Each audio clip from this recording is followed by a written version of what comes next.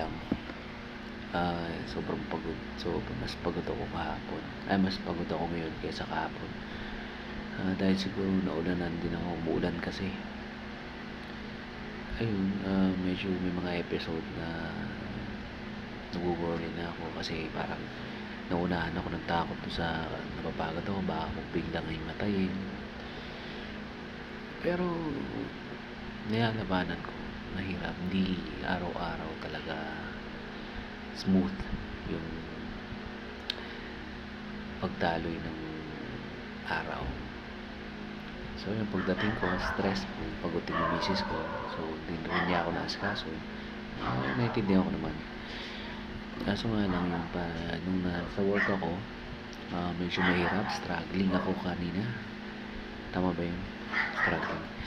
Mahirap kanina kasi medyo nusumpong ako atake kasi umuulan eh. Hindi ko parang hindi ko na naman mauubos tapos matagal to, gagabihin kami. Yun ang ayoko talaga yung ginagabi sa daan. Para akong bata na parang kailangan paggabi na uwi na ako. Yun ang parang ewan ko natawag ewan ko sakit yun, disorder o ano. Pero thankful pa rin talaga ako kasi nakauwi ako ng ligtas.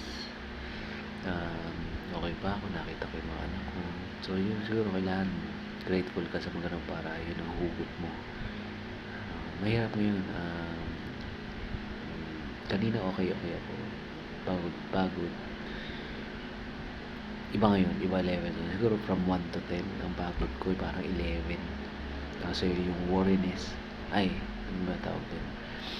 Yung anxiety ko, medyo kung sa from 5, 1 to 5, nasa 3. Pero kaya pa, siguro pahinga lang kasi pagod eh. Sobrang pagod, kinabihan. Nag-worry, parang nasusuya na ako sa ginagawa ko. Naiinip. Yun yung laging nangyayari sa akin kaya nag-umpisa. Pero at least ngayon, alam ko na yung gagawin. Siguro alam ko na yung gagawin. Sana pala. Pero hindi pa rin naman ng pag-asa. Siguro dapat ko talagang daanan ito. Mahirap. Masasanay din ako. Siguro hindi lang yun, mga ilang araw pag gano'n. So, pag nalampasan ko naman yun. Diba? So, ayun. Yung gabi ko, yung buong araw ko. Bukas ulit. Hindi ako excited, pero hindi rin talaga ako excited. Pero kailangan kong gawin. Kailangan ng determination. Yung dinidevelop ko, yung discipline at determination para sa pamilya mo. Iba, sabi, embrace the suffering. Kailangan, hindi ka takot. So, yun ang dinidevelop ko ngayon. Pag nag-develop ko yun. So, yun. Good night, guys. Yun lang muna. Bukas na lang ulit. Okay, bye-bye.